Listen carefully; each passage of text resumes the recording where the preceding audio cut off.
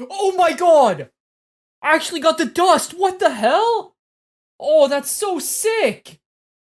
That's so nice, dude. 117 on a spoon! The streamer luck? Actual first raid. Let's dust him up. Wait, we got two? Oh, we got two dusts? That's straight behemoth.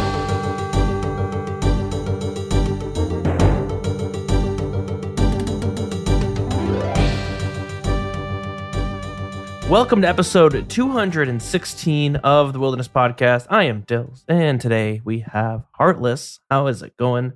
Good, man. How are you? Pretty good. It's a little bit of a quieter week. We get the full launch of the Amir's Arena, or the PvP Arena. Most of it came out last week, but that was kind of like a beta, and now it's fully out there.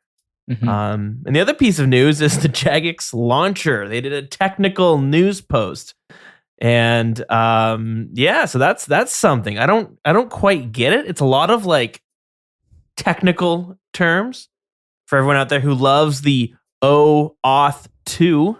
I don't even know what the fuck that is. Anyways, Jagex thinks it's pretty cool, so they made a whole dev blog talking about that sort of stuff. Anyways, that's what's happening on the news end. Heartless, what is going on your end? It's nice to be back 2 weeks in a row, Dills. Oh, I know. It would make it the hat trick. Is that coming up next? Yeah, the hat trick, the triple. The triple. Yeah, it's been a good week, dude. I've played a lot of RuneScape. Been busy in real life too, getting a bunch of errands done and stuff like that. So yeah, it's been good. But something crazy happened the other day. Oh, let's hear it. I mean, you probably put the thing on the beginning of the pod, right? Yeah. So everyone will have heard. But I decided to stream. I was like, you know what? I'm kind of bored. No one's online. None of my friends are online in the daytime. And I had an old Twitch from back when I played League of Legends. So I said, you know what? Screw it. I'll just fire up the stream and, you know, have a little fun with it. See if I can try it out. And I ended up doing some tobs with Dank and Nine, a couple of guys in our CC, and yeah, I had a fun time doing the stream. It's difficult talking to yourself in a way. It's nice when like people are in the chat and stuff talking to you. Yeah. So you're not just sitting there awkwardly. But I see why it's hard to start out for sure. I remember doing League, it was the same thing. But I did have a good time. We actually pulled a purple in our tobs. Sadly, it was a chest guard, the worst item. But then I had about an hour left before I had to, go do some errands. It's like, let's do a little challenge mode for the content. So 40 IQ and Cosmonaut joined me on a challenge mode raid, and it went pretty smoothly. There were no issues. We get to Ulm, and I hide the chat box, and I get the dust. Oh, snap. A 1 in 400 drop from challenge modes, and I have 117 KC, so super spooned. And the dust can transform the pet.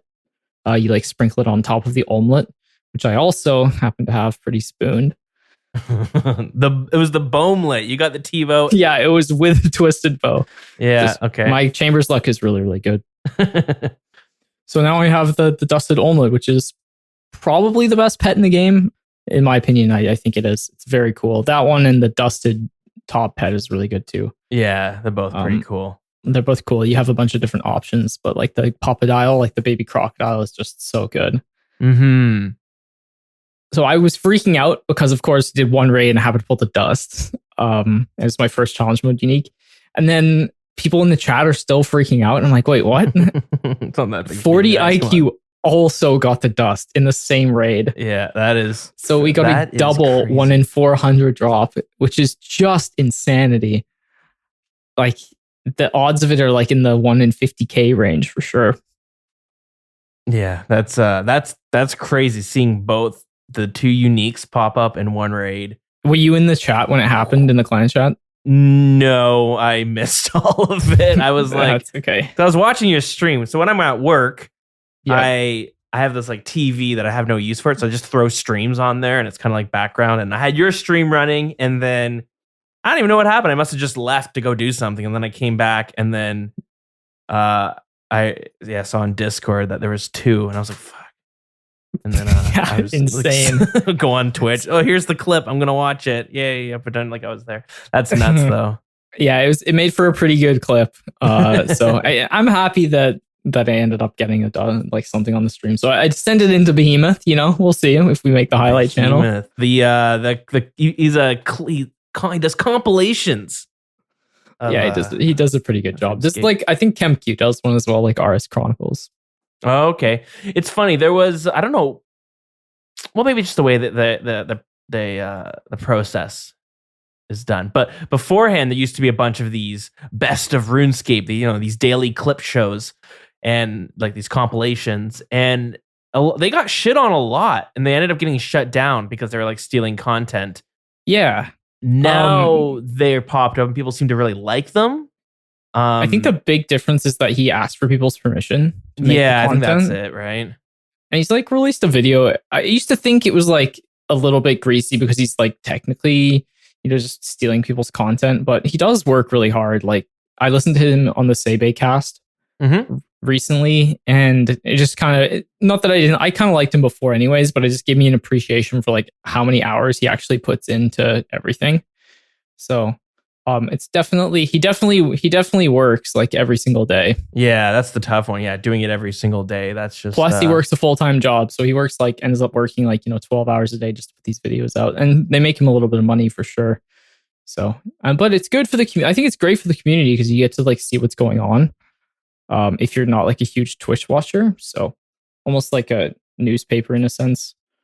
I follow a bunch of those compilation channels on YouTube, and it's just they're just kind of nice just to have a bunch of random clips playing all the time. Like I'll do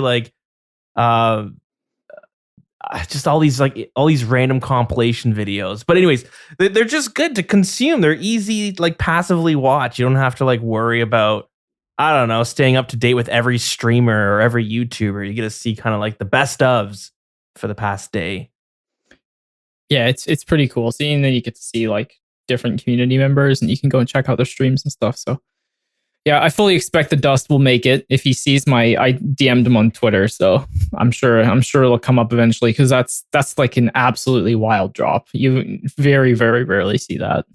Yeah, 2 of them is insane, right? So but yeah, it's fun then. So I enjoyed streaming. I'll probably do it again. I did a tiny one today, an hour. But I died at Next and their trip ended really quick. So, and yet we had the pod, so it didn't really work out as well. But I'll definitely give it a go here and there whenever I have time. So it's Heartless B, same as my in-game name, BEE, like Bumblebee. Yeah. Yeah, streaming can be kind of fun. It can also, you gotta be in the right mood for it. There's sometimes I've booted it up and I'm 30 minutes goes by. I'm I'm just not in the mood. I kind of just want to chill and listen to podcasts. I don't want to have to feel like I'm talking. Yeah, I feel that too, for sure. And I'm not aspiring to be some crazy streamer. There's plenty of people who are really good. It's just a way to keep myself entertained when it can be a little bit lonely being not working at all summer, Yeah, totally. And then nobody's online to talk to, so it's kind of be tough. So it's a good outlet. And it can be motivation for you to do Next or something. I was doing it when I did the Inferno, because I found if I tried to do the Inferno just on my own, I got distracted and I'd get bored. So then I felt hey, if I do it on a stream, it's kind of motivation to keep doing it, even though I kind of stopped. But anyways, that's besides the point. I feel that for sure. But anyways, that's pretty much been my week. So not nothing too crazy. I don't think there were any other notable drops that I can remember. Cool. Very cool. Very cool. Yes. I mean, unfortunately, sort of. It's kind of the same on my end. It's there's a lot going on, but also not a whole lot. We're getting ready for this big move in August. It's a little nerve wracking, but one step at a time. We'll see how it goes. It should be exciting. We're moving provinces. It's a 15-hour drive if we were to drive in our car, which is what we're going to do. So yeah, it's a big move. It's a big change, and it is a big change. I think it's gonna work out, though. I believe. I think, yeah, it's right in mid-August. August 10th is the date we're going to be moving in. And I think what's the word is people are thinking Raids 3 is dropping on the 17th. This gives me a whole week to get it into a spot that I can spend a few hours trying Raids 3 on release. So we'll have to see. But my RuneScape has been pretty minimal. I've been doing a bunch of just random things. kind of like collection log hunting as like a motivation to do certain stuff. So like, if it's doing a little bit of Temperos because it's a pretty chill mini game. It's really easy to like not fail. Whereas something like Winter Todd, even though I don't need to do that anymore, but you can easily die at Winter Todd or Volcano or even Guardians of the Rift. It's not so bad, but you kind of got to be in the mood to focus a little bit more. But yeah, so my RuneScape's been really, really minimal recently. And it's probably going to be that way for a little bit until we do the move. Whenever I am on RuneScape, I'm really just doing a bunch of random stuff. And that's ignoring when I'm like AFKing, whatever it is on the side. But I found I've been doing a lot more. I think I mentioned it like passingly. That's not even a word. But I mentioned it in passing last episode where I was grinding towards 99 mining. I'm at 97 now. I'm getting close to 98. So I'm kind of close to finishing that grind. And I've mentioned this probably a few episodes back, but as I've gotten like more and more 99s done, I realized that, max cape is cool and would be great to have because it's a really good cape. But at the same time, like, it's kind of fun to watch, yourself get closer and closer to like leveling it up. But once you hit 99, it's just boom, you're done. You could look at like 15 mil experience and 20 mil experience, but I don't know. To me, it feels a little bit less rewarding. But I've been doing a bunch of these skilling bosses and mini games that they've brought in. So for mining, I've stopped mining amethyst. I've been doing some volcanic mines. I've been doing some Volcano. I've been doing some Guardians of the Rift because they all give you mining experience. Volcano and Guardians of the Rift like barely give you mining experience, but it's what, like it's like 10K an hour tops, probably way less than that. But the nice thing is like you just do it while you're grinding the collection log, and by the time you're done, who knows, maybe you gained 50K experience or something. You're that much closer to finishing that grind. But yeah, so I've been kind of bouncing all over the place between those three. We're doing a bit of Temperos and all that stuff as well, and even some Giants Foundry. And most of them are pretty fun. I really do like them. I appreciate them making like some of the skills a bit more fun. Even something like fishing, where like Temperos is, I'm not a huge fan of it, but it's not bad to dive into every now and then. But I guess my question for you is, like, when you look at the skills, is there a skill that you look at that you think this needs the next mini game or skilling boss? And it could already have one, but maybe it sucks. Like Giants Foundry, I know some people like it. And I don't know how you feel, but I don't really like it. I don't really have fun doing it. It's hard. I think it's hard to have fun doing it when there's a method that's just like twice as fast available, even though it might not be like exciting. At least you just click 300K an hour doing gold. I think that's the problem with something like Giants Foundry, is like it fits that niche between, maybe you're level 60 smithing and you want to get up to, I don't know, 80 and you don't want to spend too much money. Then maybe Giants Foundry is really fun for you, or you want to get the outfit. But I feel like doing it to 99 is just, most people will just opt to do gold if they have the money. I don't know. Some skills are just kind of like nothing skills, right? Like fletching. Yeah. You get some experience from Winter Todd, cooking, but they're like fast, cooking. But there's not much to them. But I don't really mind that because they are buyables at the end of the day. It's more like the resource gathering skills. I like harp on and on about mining. I think wood cutting as well is kind of tedious before you get to level 90. As soon as you get to redwoods, it's such a nice skill because it's 60K an hour, maximum AFK. You can literally chop a log the whole time and like log out after 5 minutes because it's that AFK. It's really nice. So I think mining and like pre-90 wood cutting would be nice to like get some extra experience. If you want to trade, like maybe you can get 100K wood cutting in if they're going to mini game it up, maybe do that. That'd be kind of cool. But of course, it'll be far less AFK than redwoods would be. But I ended up doing teaks, and it was kind of annoying, honestly, because they get chopped down quite often. So it's not nearly as AFK as some other options. But yeah, mining is just generally awful. And it's funny because mining already has a bunch of different ways, but they all kind of suck. Volcanic mine, I've never really done it, but from what I've heard from friends is it's like kind of sweaty when you get into teams, and they'll like yell at you and shit if you fuck up. even though it's not that hard. So finding teams can be tricky for Volcanic Mine, where they have a really toxic Discord. Oh man. Yeah, I'm sure you've got stories about that. I've been soloing it, but yeah. Mining is really the one that needs some fresh upkeep, I would say. And it's tough because, we have Shooting Stars, which is not fun. It's just very AFK. We have Volcano, which is really, really bad experience. Like I hesitate to even call it a way to train mining. You need like a slow experience, kind of like Gardens of the Rift. You need like a fun way to train mining that gives you like 50k XP an hour. Because there's nothing wrong with Motherlode Mine and Amethyst if you're like at work or you're like hard AFKing and you don't really care about the experience. I know a lot of people that get to Amethyst and like they work from home and they'll just mine for 8 hours in the day and they get like 10k XP an hour. But hey, 80k XP adds up after, you do it for a few weeks and you could easily get 99 mining within a few months just from like very hard AFKing. If you pay attention at Amethyst, it's more like closer to 25 to 30k, I would say, maybe 25. But yeah, if you're just hard AFKing, it's like maybe 10k an hour. But yeah, it adds up if you like can have that time. But for people who don't have like the free time or don't have a job where they can like AFK RuneScape or feel like actively playing when they get on, mining is just no good. Yeah, mining has like so many ways to train it, but they all do kind of suck when it comes to actually training it. So it's funny that one I can agree where it's like that one could be in line to get its own next little mini game. Volcanic Mine, I think, has a lot of potential. They could just, but it's kind of confusing. But also, I haven't done it, so I can't really comment on it.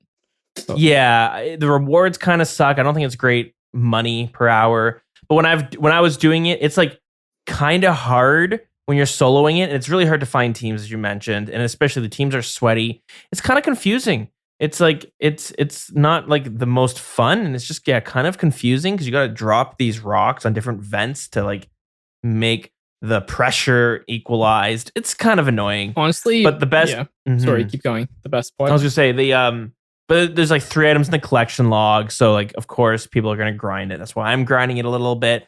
But the easiest way to do it is you cheese it. There's a way you can it's called the capping method. But you go in.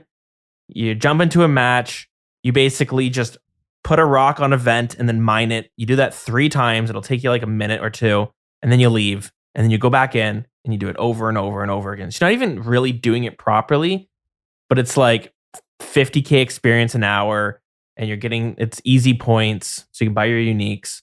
But it's not fun. It's pretty dumb. It's like you're just cheesing it. So I think it had potential, but it's just not it. Yeah, the only mining I ever enjoyed was mining sandstone, because it actually felt like I was working on another grind, and then I kind of got mining as passive XP, so it felt pretty good to just get a few mining levels for free while I was working towards crafting.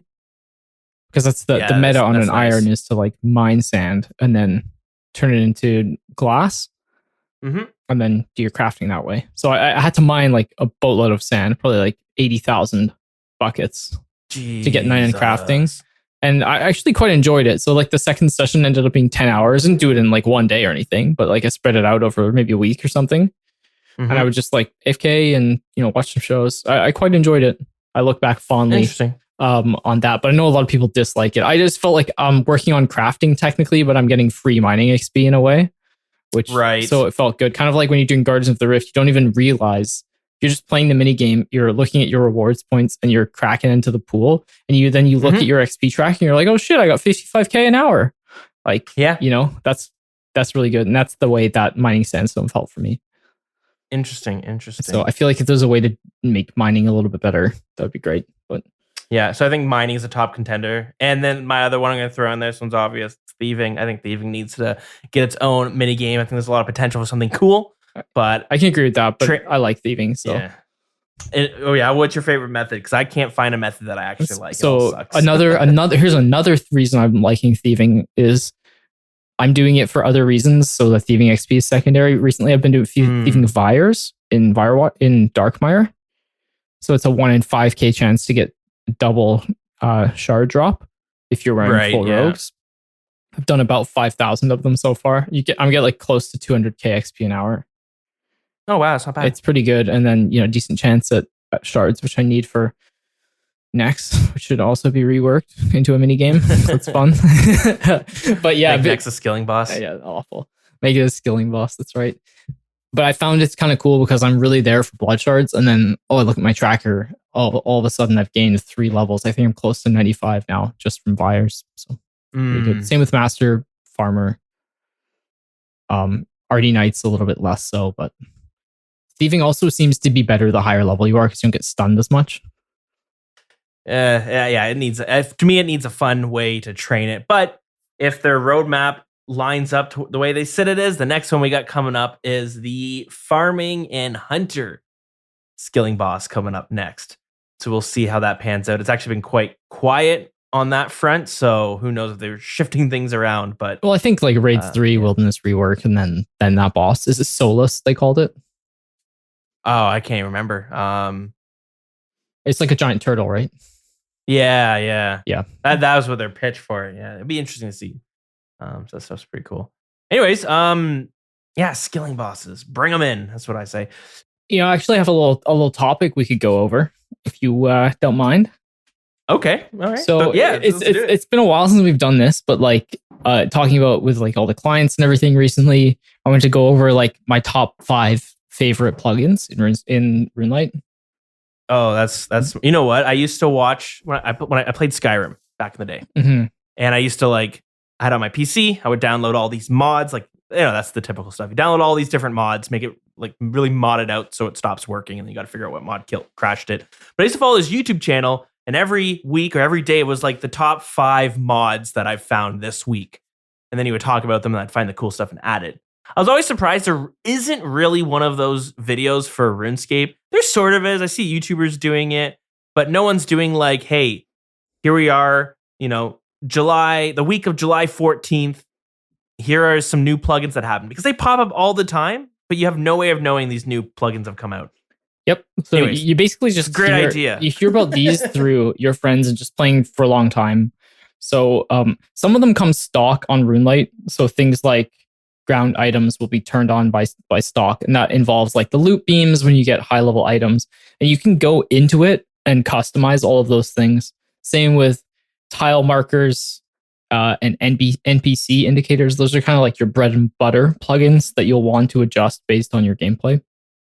So dig into the wrench and dive into those, and it's worth adjusting the values based on what kind of PVM you're doing. So I used to highlight drops that were over 5k when I was a noob, because I wanted all the money I could get. But now I set the threshold a little bit higher.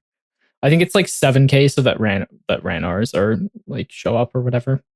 Okay, so that's kind of like your bread and butter, your basics. So number 5, and this is my personal opinion. I tried to pick ones that maybe aren't used as much or aren't known about as much, and that I use like every day. So Quest Helper, broken, number 5. Most people know about that. Quest Helper, definitely worth using if you haven't used it before. Almost like borderline removes you from the games. I personally don't use it, but I've tried it once or twice, and it's disgusting. Yeah, especially if you like make a new account, like if you're on an iron and you just want to tackle the quests as fast as possible. Yeah, if you don't want to immerse yourself in them. You can really turn off your brain and just click, because it tells you exactly what to click, what options to click, do this. It highlights everything, so you don't even need to know what's going on. Just click the blue. But one thing I want to say before we move on, because I always thought was funny, is that a lot of people see like RuneScape 3 as being like EasyScape. A lot of things are just so easy, whereas like RuneScape 3 has a built-in quest helper. So if you're on your phone and you're not using a third party, I don't even know if they have a third party client, but if you're playing RuneScape 3, it has this thing where it'll highlight an area where someone is. It might not tell you where that person is in that area, but if you need to talk to someone in Draenor Village, it'll highlight Draenor Village, go find that person. It does that for a bunch of different stuff to make it a little bit easier. Whereas RuneScape, old school RuneScape, doesn't have that, right? Yeah. Until you get the quest helper. Which I think is borderline like not good. Which part? Quest helper. Like as a first time player, I think it's like almost too easy almost. Because it tells you exactly what to click. I mean, is it different to like loading up a guide by whoever on the internet and then doing it? I don't know. It's hard to say. But anyways, regardless of what your opinion is on Quest Helper, it is busted. That's so it makes old school RuneScape way easier than RuneScape 3. Yeah, 100%. Anyways, yeah. So the next one is called Entity Hider. It's number 4. It's also a stock plugin, so you don't have to download it from the plugin hub. But if you go into the wrench, there's a bunch of different. Basically, all it does is hide certain things in the game. So hiding other players is actually something I use quite often, especially if you're doing like Wintertod, Guardians of the Rift, where there are just like hundreds of players and it's really laggy. You can turn on Entity Hider and hide other players. And that's really good. You can hide pets as well and all sorts of things. But something that's recently been added to NPC, to Entity Hider is hide dead NPCs. So it used to be called Low RAM, and it was like a plugin that was on cheat clients, basically. Yeah, right. Okay. So what it does is when a minion dies, it removes the death animation and just kills them outright. So they don't even show up on your screen. Because in RuneScape, you can like interact with dead NPCs. Notice whenever you kill something, you can right click on it and you can still attempt to attack it and interact with it for several seconds after you've killed it. So hiding dead NPCs through Entity Hider is a powerful way to remove that. And it makes a big difference when you're doing stuff like Nilo Room, when you're in Inferno, when you're into like higher level of PVM. Hiding dead NPCs is really, really powerful. It can look weird at first, and some bosses actually don't like it on, but generally it's a powerful plugin to know about. So Entity Hider is number 4. Have you used it before?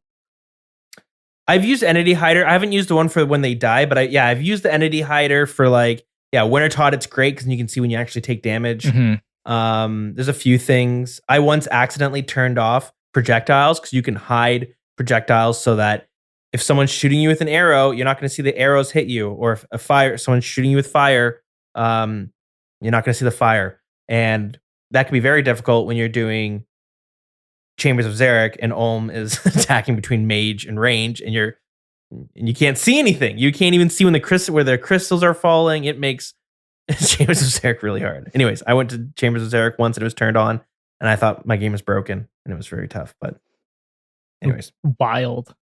Okay, yeah, it's pretty wild. Number 3. Now this is where they start to get really. The next 3 are absolute really juicy ones. Menu Entry Swapper. Also is a stock plugin on Runelite, but there are many different things you can do with it. So one of the more common things you can do, basically Menu Entry Swapper is whenever you right click something, there's a menu. There's multiple options from where, teleport, examine, drop. All these things are available on an item. Menu Entry Swapper lets you choose which one is at the top of the list. So you can left click things. So the most common example is changing bones from the default, which is bury, to use. So now you can click your bones and just one click them onto the altar, and it makes it way faster. So the way you do that is you shift right click on the item while it's in your inventory, and then you swap left click to whatever you want. You can also swap the shift click. So I have my shift click set to drop, so I can like spam drop things in my inventory. And then there are certain items like bones that I like to change the default from whatever it usually is. So bones are bury. I like to change them to use so I can like get really fast per XP. Another example is you can change the default for capes. So the default for the crafting cape is wear, but I have changed it to teleport. So now I have a one-click teleport to the crafting guild. Same thing goes with my construction cape. I now, instead of wearing it, I have a one-click teleport to my POH. So it's like an infinite teleport tab. When before you would have had to right-click and then click teleport to POH. Now it's just a left click. So it makes it a lot quicker. Craziness indeed. So you can do all sorts of stuff with NPC, with Menu Entry Swapper. I've recently been doing like Amulet of Glories. I kind of mentioned that on the pod. You can change it so that you can rub the amulets instead of wearing them. So it just makes it way quicker to like go through the charges. That's really only specific to disgustingly sweaty irons like me going for weird items. But you know, even in your player own house, you can change the jewelry box. Instead of the default is the teleport menu on the jewelry box, you can change it to your last location. So if you want to kill some corp, you can just left click on the jewelry box and it will teleport you there over and over again. So Menu Entry Swapper is really broken. And I would suggest using it. Do you do anything with Menu Entry Swapper? Yeah, like the bones is a massive one. And now with the pickpocketing, you mentioned pickpocketing Vires. Beforehand, you had to right click and then pickpocket because the talk option would always be in front. So if you left clicked it, you would just talk to them or attack them. But is that why you started doing pickpocketing Vires? Yes, exactly, because they added that into the game. They basically just upgraded menu entry swapper's capabilities. Another thing you can do with it is pretty much everyone does fishing in this game, like barbarian fishing. Instead of shift dropping the fish when you have one of each of them in your inventory, go to your inventory, shift right click and swap left click to drop, and then now when you just left click the fish, they'll just instantly drop, so you don't even have to hold shift. Number two is kind of an obvious one: GPU. If you have if you have a GPU in your PC or in your laptop, I highly suggest you turn it on. It makes the game so much smoother. And then you can change the scaling so that it's not like pixely. I have mine on XBR, the UI scaling. It makes like everything look smooth. And then I combine it with stretched mode, stretched fixed mode. So my screen is really big. Yeah, there's just a bunch you can change. You can add like fog and stuff like that. You can change the color of it, of the skybox. There's all sorts of things you can do with GPU. It's really nice. So you can add like a little mist in the horizon if you're into that kind of thing. You can unlock your FPS. It's pretty busted plugin. And likewise, if you like RuneScape HD, then 117scape is for you. So I kind of lobbed them in at number 2. Do you use either of them? Oh yeah, I'm always on 117. I've started using. Oh right, when I flew down to New Brunswick to look at the area, I had to play off a laptop. Ugh. Oh, and it's brutal.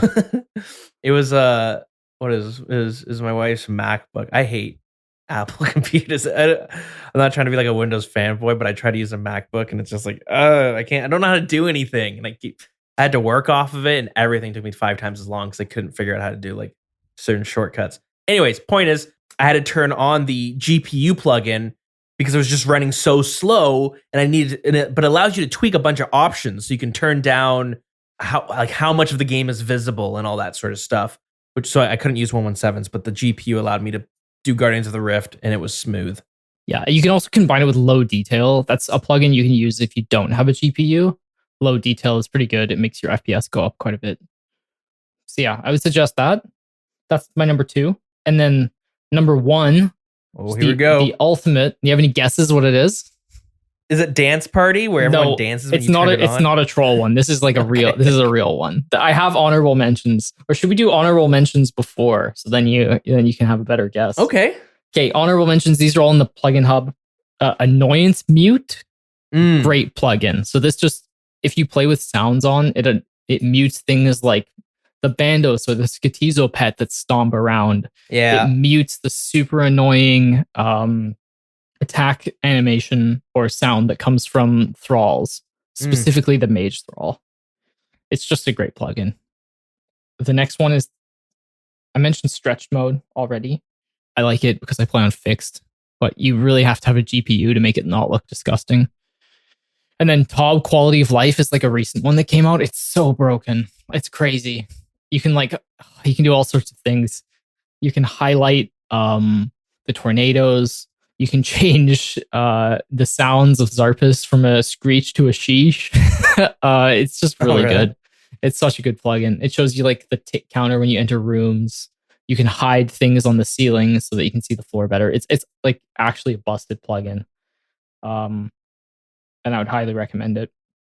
And then Party is another great one. If you're raiding with your friends, you can join a party together. It's a lot easier to do these days.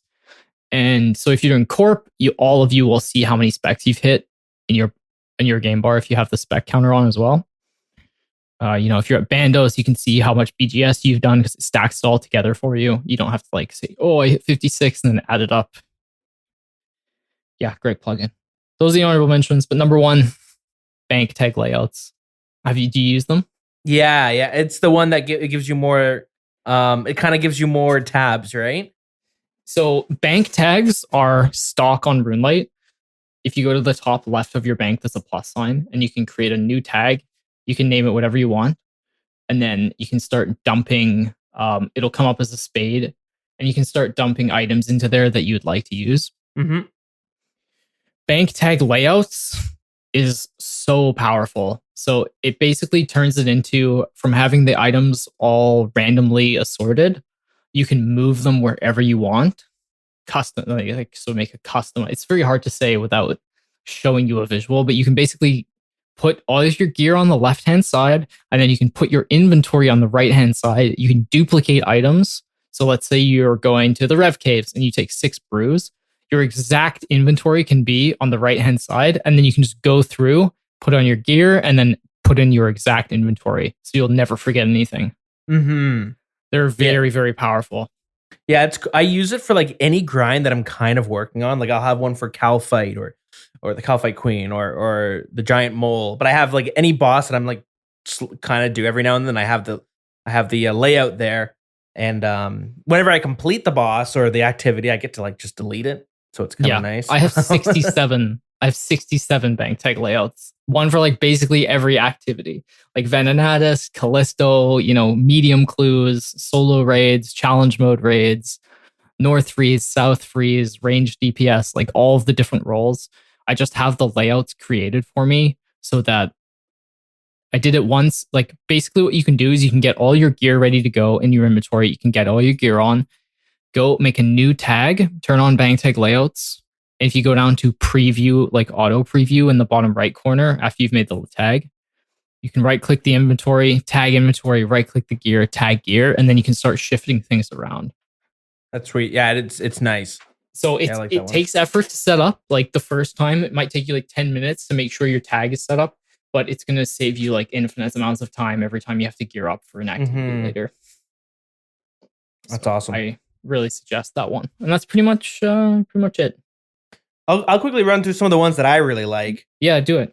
So the first one that I'm trying to think, which ones do I use the most? One of them that I use all the time. It's called Bank Heat Map. Have you ever used this one? Yeah, that's really good for mains. Yeah. Oh, yeah. Exactly. I guess it's more of a mains unless you were looking for items to alch. But you get this little icon in your bank, and then you can turn it on. And you can choose GE value or alching value.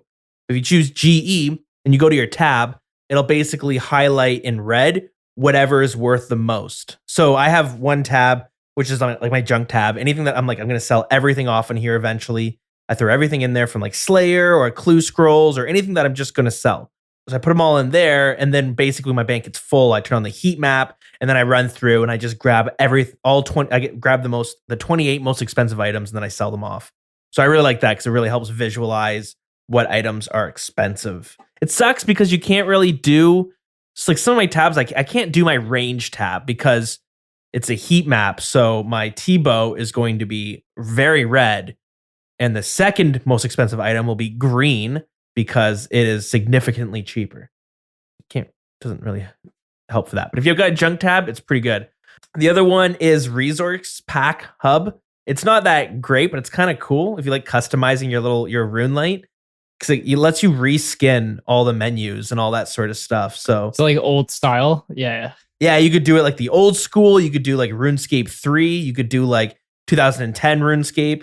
The one that I really like, it's called Runelite Minimalist. So it just makes everything very minimal, which I kind of like. It's just very unintrusive. But you can get some really annoying ones too. Like there's this one. It's like an anime one, Project Miku. I don't know what that is, but every time you click, you have this like anime person who's just like starts dancing, and it's like really annoying, but it's fun for a minute. So that's just fun if you like customizing stuff.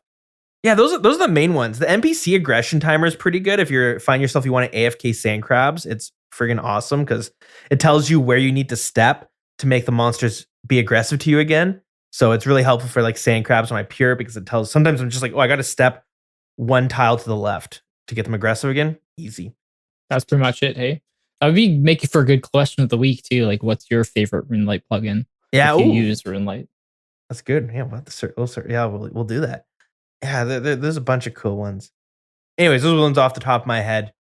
They're pretty neat. Yeah, there's a bunch, and I wish Runelite made it easier to like see these are the newest plugins that have been added to to it, because right now you just click plugin hub and it's just like a giant list of plugins, and it's like hard to see, you can't sort them or anything. So but yeah, anyways, any sort of, what is it then when you Any fight? Rainbow Ravers out there as well? Classic plugin.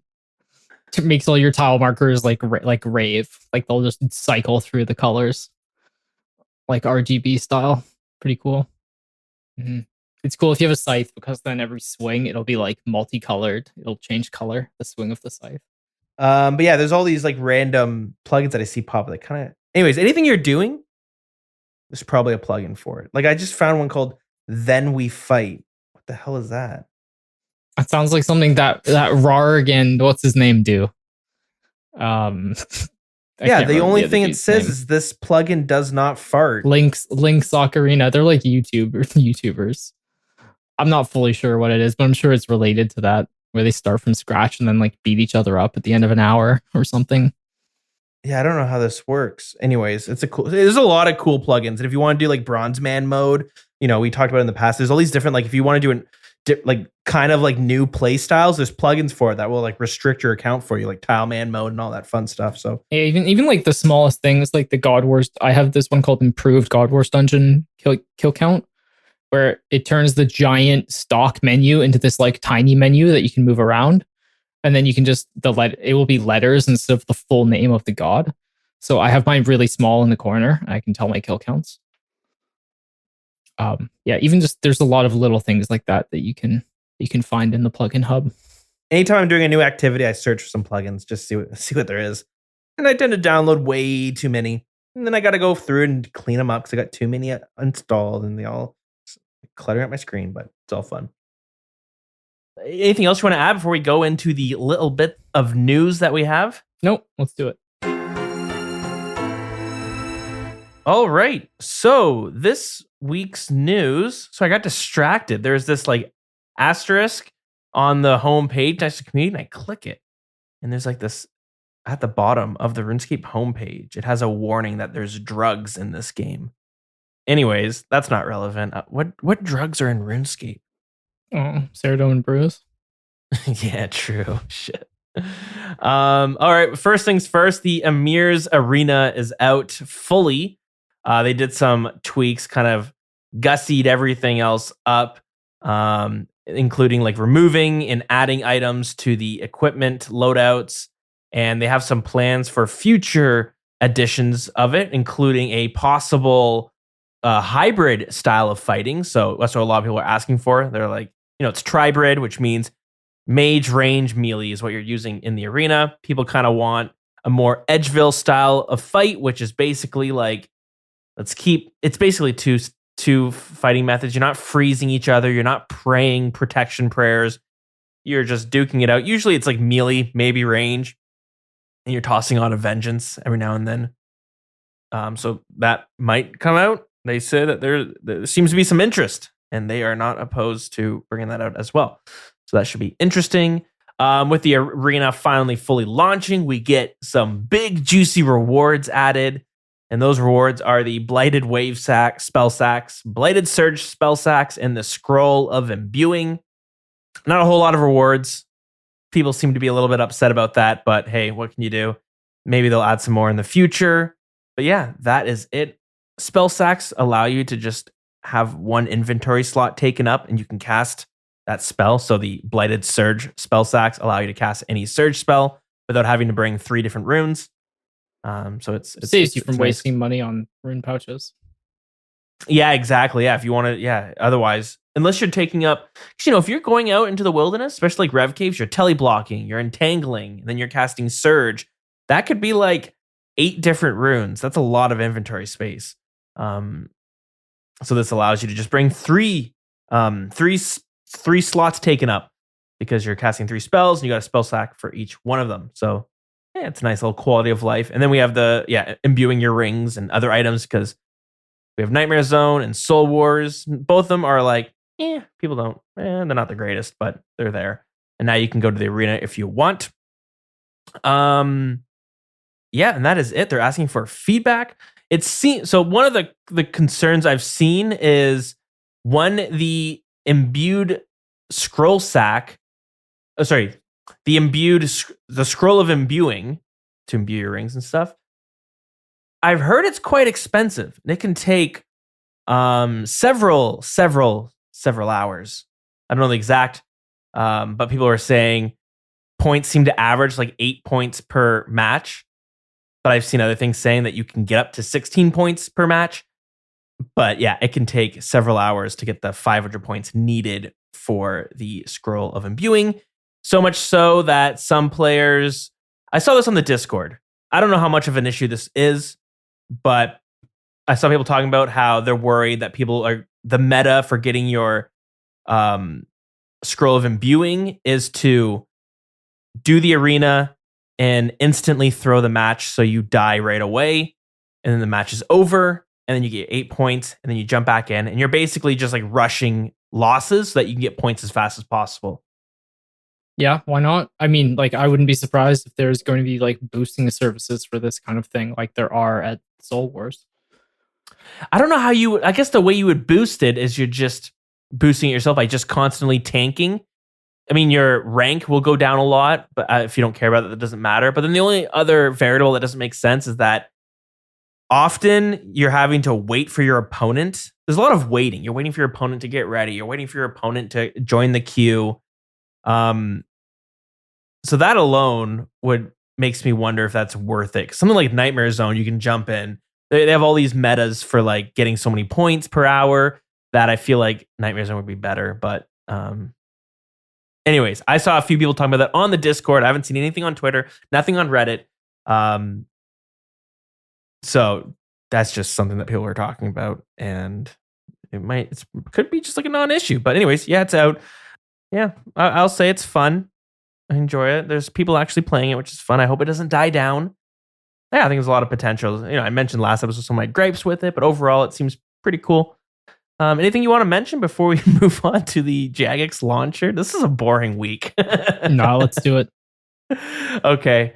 Yeah, there's the Mirror's Arena.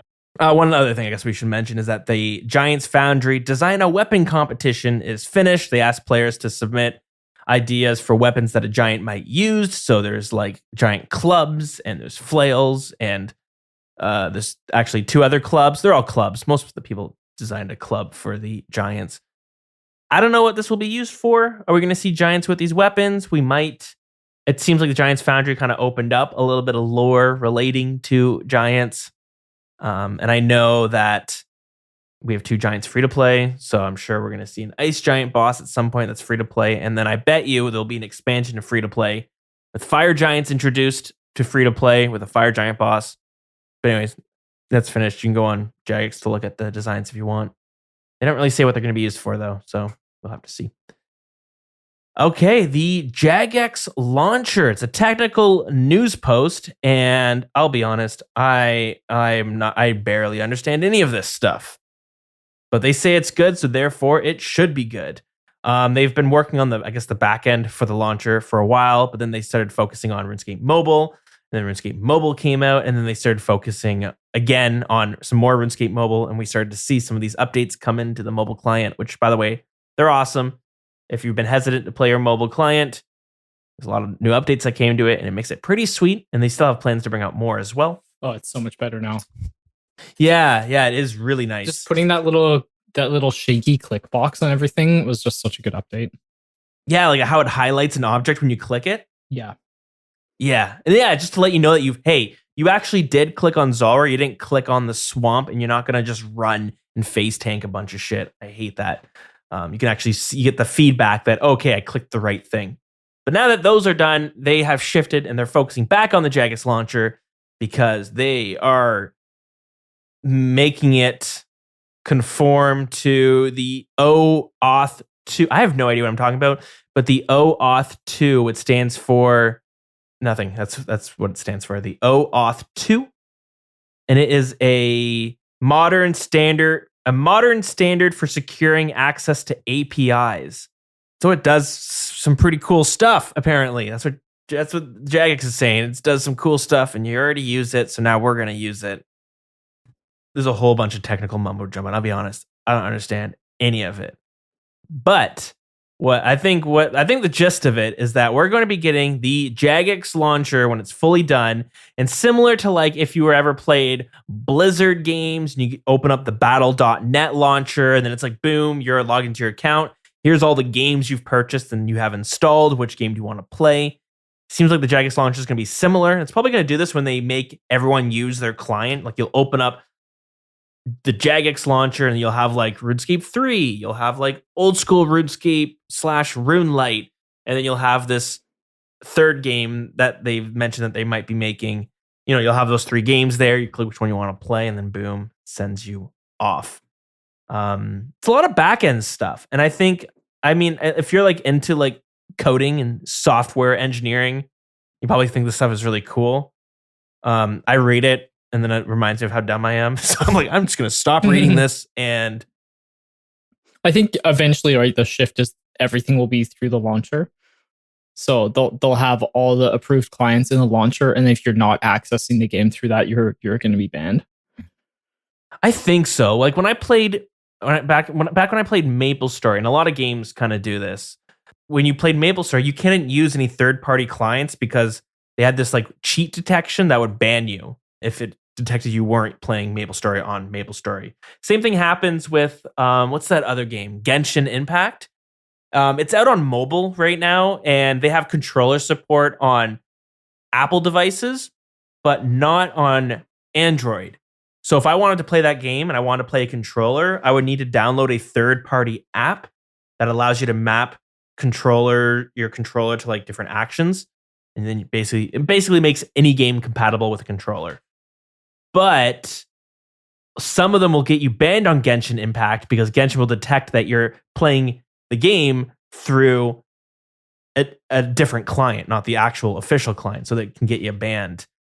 But I think that's what Jagex is wanting to do. And again, I don't know a lot about this stuff, but it seems like a good move for getting rid of, the botting problem. I'm sure there's still going to be bots, but I don't know. It seems like RuneScape just has a lot more bots than the average MMO. Yeah, I think like ultimately the plan to move over to this will help with that situation. Yeah. So that should be cool. And they mentioned, well, they've already started partnering with like Runelite and stuff, so that's promising to kind of integrate that fully into the game. But they also have mentioned how they want the vanilla client to like not be called the vanilla client. They want it to be an actual good client and run everything super smooth. So yeah, looks hopeful. We'll see if that rounds the corner down the road. So there's like cool benefits if you really care. You can look at the dev blog, but stuff like it'll remember your login. Boom! That's the news. Yeah, it's a quiet week this week. It is a quiet week, Dills. Anything else before we take a break? No, that's pretty much it. All right, let's take a break and then we will be right back.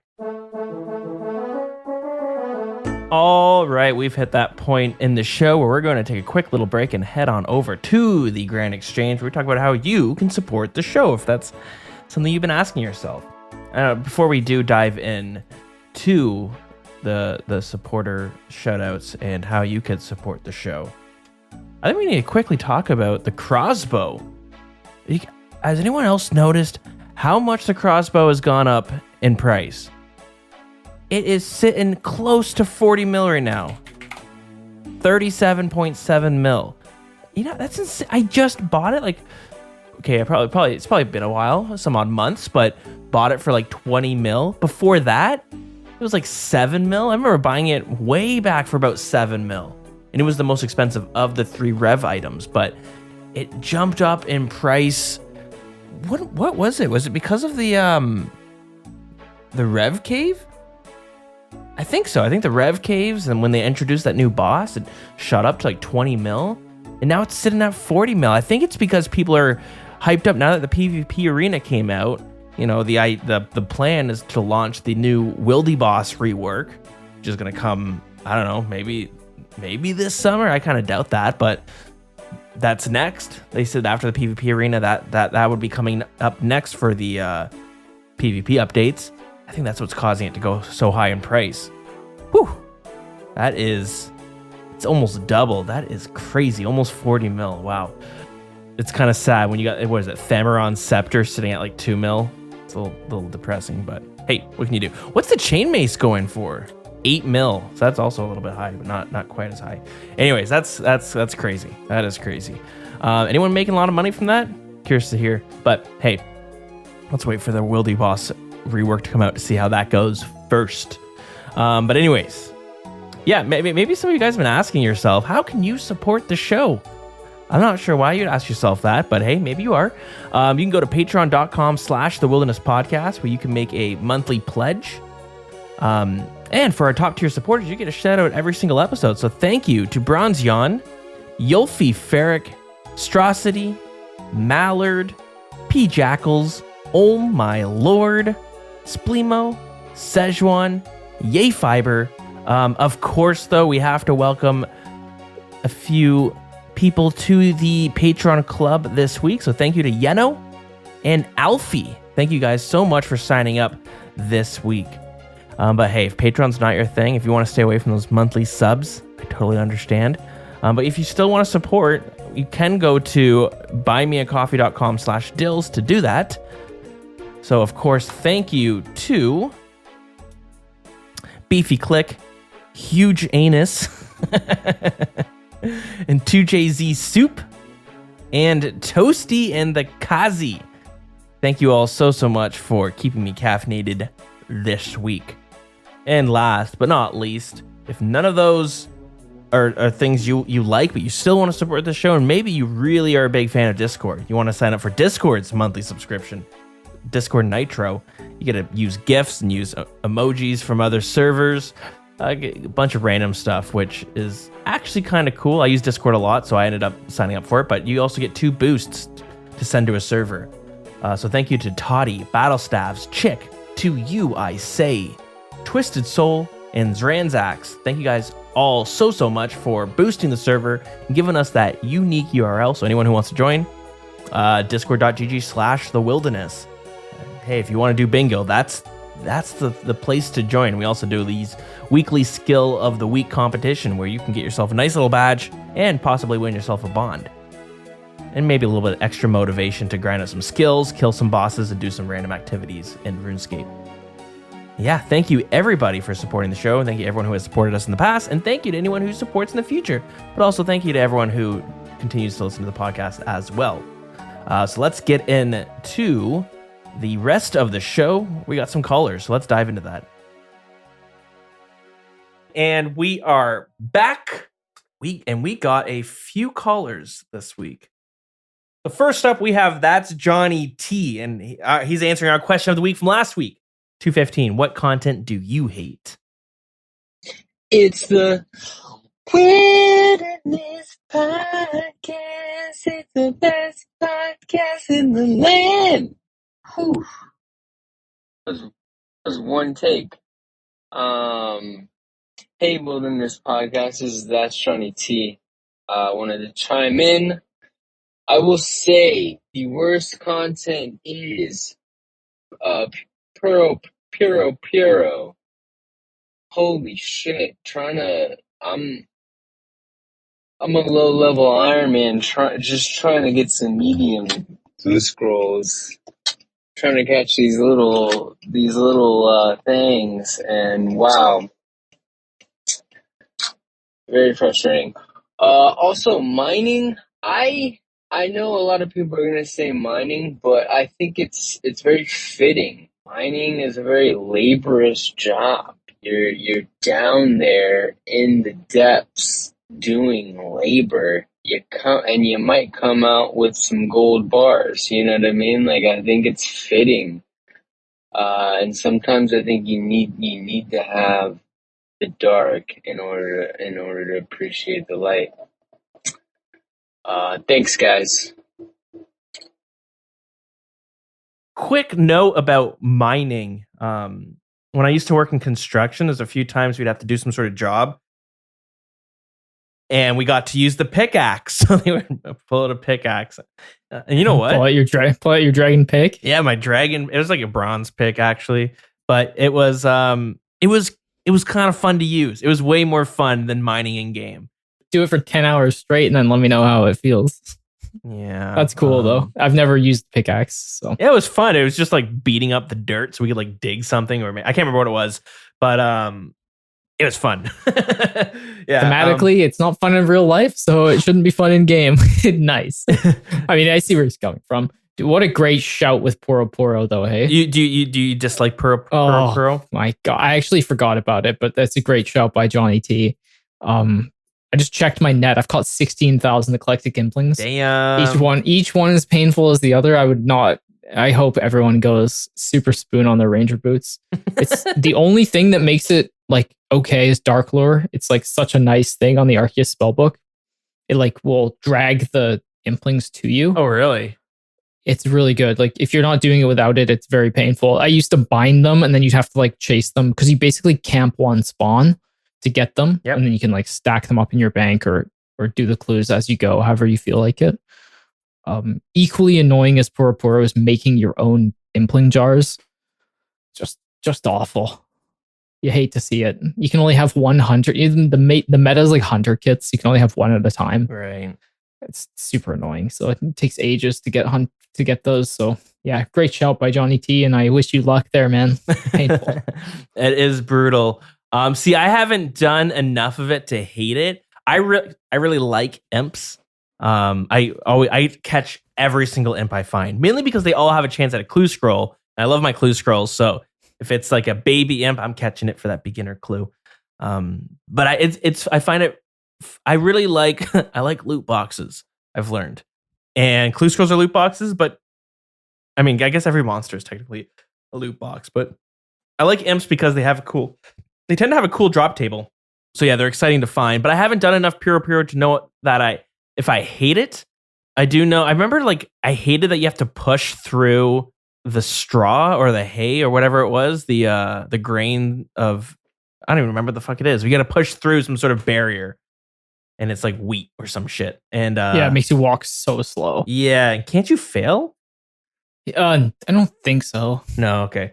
But yeah, it's pretty rough. And on my Ultimate Iron Man, I got this Snowflake Ultimate Iron Man where only training defense, no other combat stats. And the only way for me to get to Puro Puro is by going to, they have this like, the portal moves to different fields all around the game, but it moves. And the only way to find it is by talking to someone in the Lost City or Xanaris. And I have to do that on my main to figure out which portal is open. And then I have to get my UIM to go out there and go through it to get to it. And it's a whole process. Anyways, but I understand why people hate it. But yeah, that's Johnny T. Thank you so much for calling in. And on episode, was it 213? It might have been 213. We asked everyone, send in your wholesome RuneScape stories. Maybe it was 213 or 212. It doesn't matter. So next up, we have Matacos1, who is going to tell us all about that. Matacos1 is here to answer the question about my wholesome interaction in game.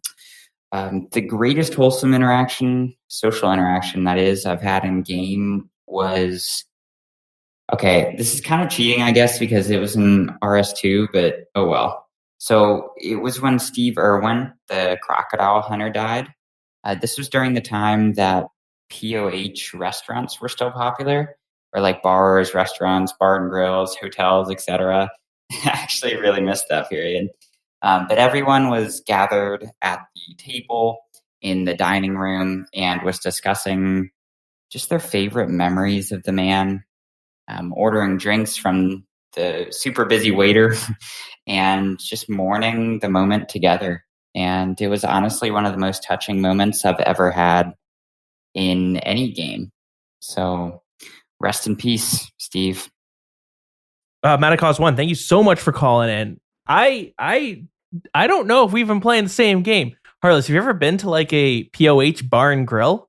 No, that sounds great. What the hell? How did I miss this corner of the game? Matacos1, you should call in and go into more detail. That's kind of cool. When I used to play StarCraft 1 a whole lot. Well, I guess StarCraft Broad War.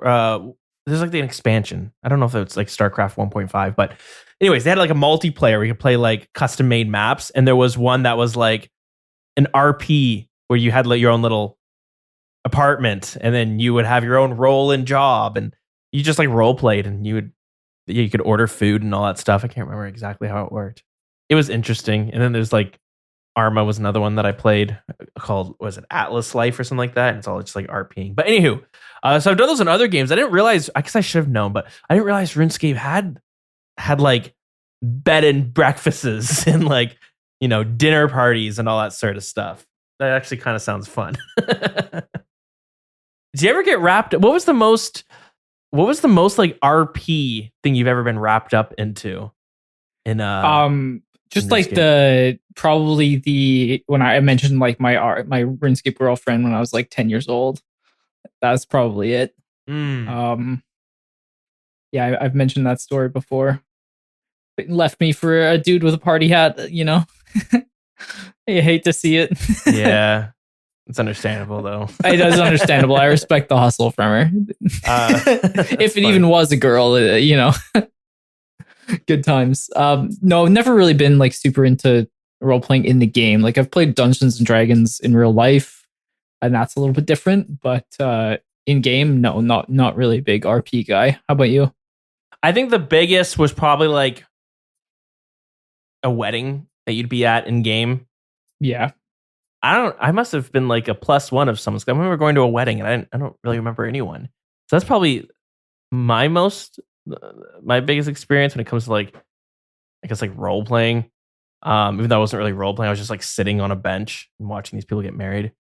Which is interesting. What a weird, it's a crazy game. I was watching a YouTube video of a streamer, Asmongold, and he was like interviewing a girl who was erotic role playing, which she would get paid, and she would like role play in game, and she made a lot of money off of it. Oh, I bet. Lucrative. Anyways, interesting stuff. Next up, we have Yarnum Soul, who he's calling in for with a heartwarming moment. Hello, Dills, Heartless, and Deegan.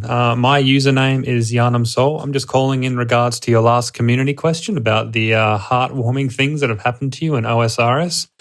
Well, back in my earlier days, long before I maxed, I was working on my first high-level skill, farming. I was doing contracts in the farming guild and got frustrated at a dragon fruit tree task.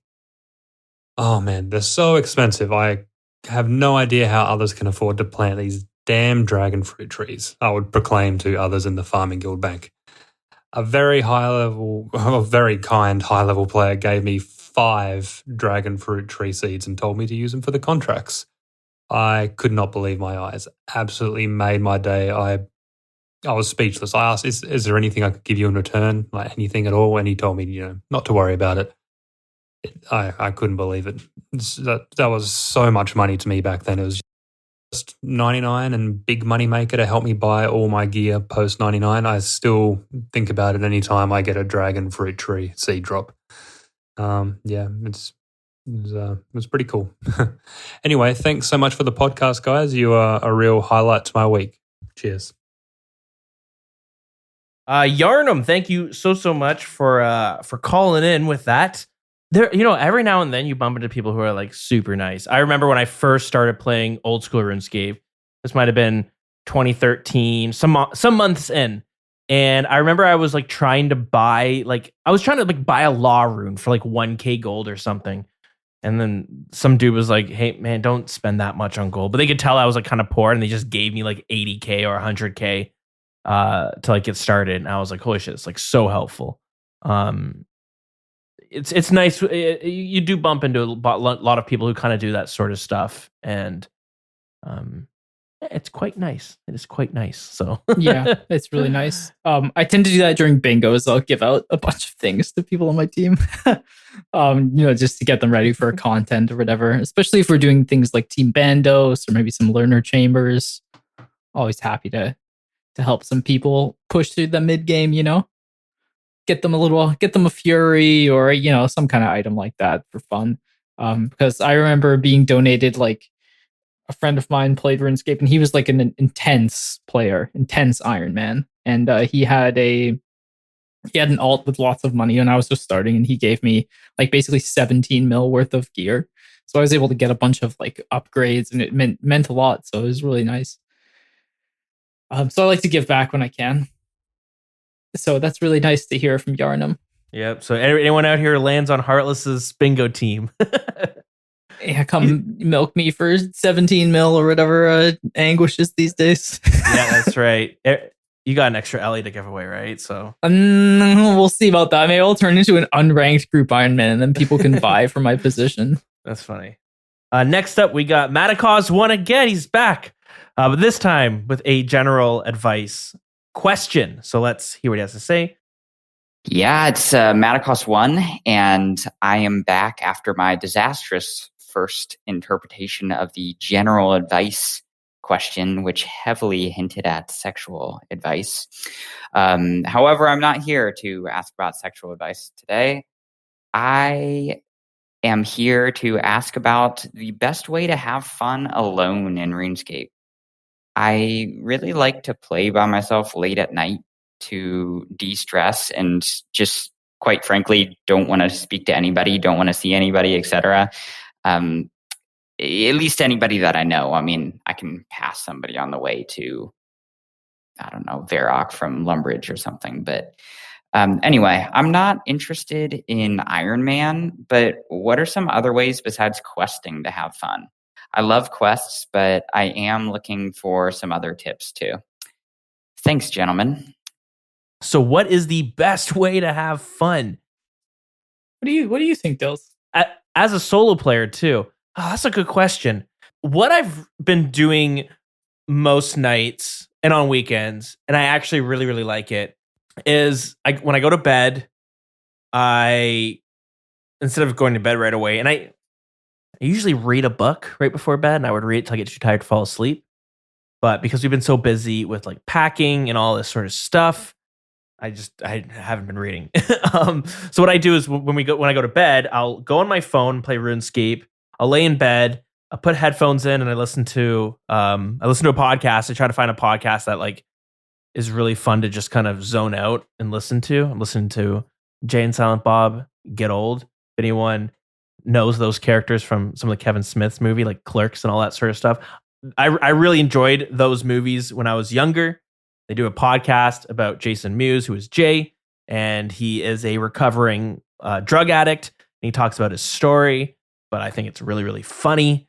And it's just so much. I really enjoy listening to it. So I'm re-listening to that whole show, and I'll just lay in bed and I'll just do something that isn't punishing. I've been doing a lot of Temperos and Guardians of the Rift on my phone, because if you screw up, you're not going to die. You're just going to get less points and less rewards. So you don't have to worry. Like I try to do Volcano, but if I screw up and I die, or if I slack off even just a little bit, I won't get any loot, and it's frustrating. So when I'm on my phone, I'm just chilling. I do like Temperos and I do Guardians of the Rift. And I've been really enjoying it, actually. I just lay in bed and play it until I'm tired, and then I go to sleep. But that's what I do on my phone for like passively. And I think when I'm like wanting to actively play on my computer, what do I do for fun? I think my main thing for fun is like PvP, but that's not really easy to get into because you have to make a whole entire new account, and it's very punishing if you don't know what you're doing. But that's been like my go-to recently for fun on the computers. Like the PvP Arena is good, and Last Man Standing is not bad. Like you mentioned, Gardens of the Rift is pretty good too. Yeah, even on the computer, it's good because I can really just be quicker with everything, so I can really like blast out. When I was in New Brunswick, I was on my laptop and I was like playing it before bed, and I didn't even realize like 4 hours went by. I was like, holy shit! I did it like all night. It was like a lot of fun. Something that gives you loot, I think, is what makes it fun for me. I agree. Yeah. What about you? Do you have like a thing that you're like, this is what I do when I'm like specifically looking for a fun time? So, I guess this is gonna sound crazy, okay? Okay. But when it's like late at night and I just want to chill, I go to Rev Caves. Okay, no. I totally agree. Yeah. So I'm on board. I find it's quiet, and like sometimes you see PKers and whatever, but not very often. It's usually really quiet. It's just chill. You don't see many people. You get some good chances, some like high level loot. Before Rev Caves, it was stuff like Callisto. I really liked Callisto late at night. The wilderness is usually quieter late at night for me too, so that's kind of why I like it. It's just like a nice space that I enjoy. I realize that's not for everyone, but I think maybe just places where you don't see as many players for me is something that I enjoy, specifically if you want that quiet time. It's not like doing Guardians of the Rift is weird or anything with all the players there. I don't know, it just feels a little bit different. So that's why I like Rev Caves. It is like less. It's funny you say that because it's like it's so true that like if I want to relax and unwind, doing Guardians of the Rift with like a bunch of people versus going to do something where no one's going to be there, it really feels like the difference in like real life if you're in a city versus a cottage, but you still get those social vibes, even if you're not interacting with anyone on Guardians of the Rift. Just having people talking all that stuff, it's just like it's exhausting.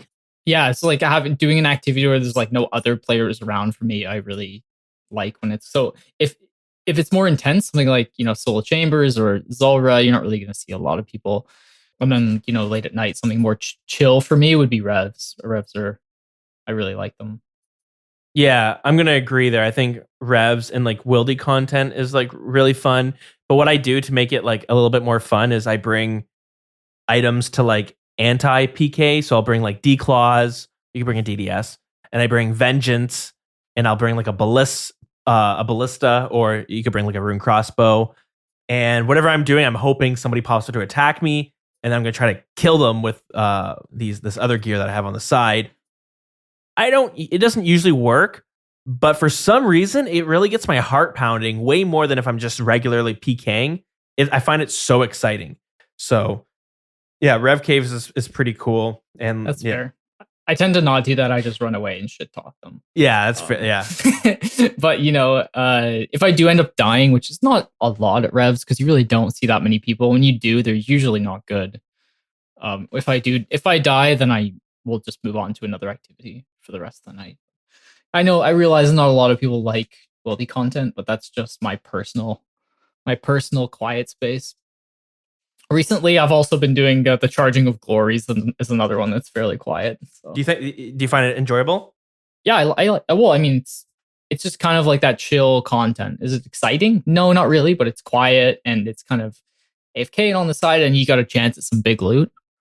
The things where you don't get loot, like wood cutting, mining, all that kind of stuff, I find less exciting. So I tend to do those on mobile if I can get away with it.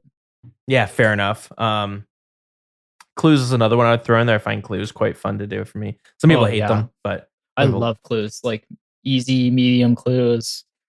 I actually like doing the clues. I don't like collecting the clues. This is a very different thing. Easies are pretty good because you can do like 20 an hour, but medium clues, I love master clues as well. I've done lots of them. Yeah, very, very fair enough. Yeah, it's quite fun. Yeah. But anyways, that's pretty much it. So thanks for the questions, Maticos. We can just have like an entire episode that's just Maticos one calling in. He's he's like a guest on the show, but he's not actually live on the show. They're all like pre-recorded segments. We're gonna have so many words from him that we can make like a soundboard, a Maticos one soundboard. I like that idea, Dills. It's like those deep fakes, but with a voice. Yeah, exactly. Very funny. All right. Well, guys, thank you so much for those questions. What was our question of the week going to be? What's your favorite Runelite plugin? Oh yeah, send in your one favorite Runelite plugin. Yeah. What's your favorite? It could be anything. It could be like the door kicker. That's a great one. Yeah, bonus points if it's or the dance party one where everyone's just dancing at all times. Yeah. That was pretty funny. Cool stuff. All right. So if you want to get in contact, there is a SpeakPipe link below in the description. That's where you can do your call-ins. You can also email us if you want to type it out. That's quite okay. It's thewildernesspodcast@gmail.com. Our Discord is discord.gg/thewilderness. You could also get in touch there. And we have a Twitter @thewildernessRS. And our in-game clan is Wild. Can't forget to shout that one out. If you want to join our clan, you are more than welcome. We've been working on this bonus episode. It's gonna come out. It's just gonna take a little bit longer because we're both quite busy outside of our regular weekly recordings. But we've started recording, and chipping away at it. We're chipping away. It's like the mining grind. You can't do it all in once. You got to do it like a little bit every single day. 10 minutes an hour. Yeah. And then of course we have bingo. Heartless, you did the whole shout out last episode. It's looking pretty good. Quite exciting. We've already seen some people join the Discord who are saying, "Hey, I'm here for bingo," and that's always a great sign. It's right when I'm moving, but I'm hoping I can maybe get some mobile time in. August 5th to 12th. If you want a more in detail to know about what bingo is, you can listen to the last episode, but it's a fun team event that we run 3 times a year. The sign up is in our Discord, and the Discord link is just below in the show notes. Oh, that is right. All right. Heartless, you've been streaming. You can finally drop your Twitch stream or something. Yeah, it's Heartless B, no spaces, and the B is spelled BEE, like a bumblebee. BEE. Yep, on Twitch. Don't know how often I'll be live, but I'll definitely give it a go this summer. That's where you're gonna see the nutty drops come in. You come check me doing some Tob or Chambers. I'll probably try to do more exciting things if I am streaming. Great, yeah, like getting awesome loot. While for sure. I have a twitch.tv/thedills. I try to stream, but it's not. I don't know why I'm going to talk about it now because it won't be until like late August if I do. Get back to that. So. Yeah, we'll see. Okay. Song of the week. You got a song you want to shout out? Not particularly. What about you? Let's do Song of the Elves. This is a really good song. This is like one of my favorite songs when it came out. I was like blown away by how good it was. But song unlocked during the Song of the Elves quest. Specifically, I guess the library section of it. Yeah, and that about does it here. And I guess we'll see you guys next episode next week.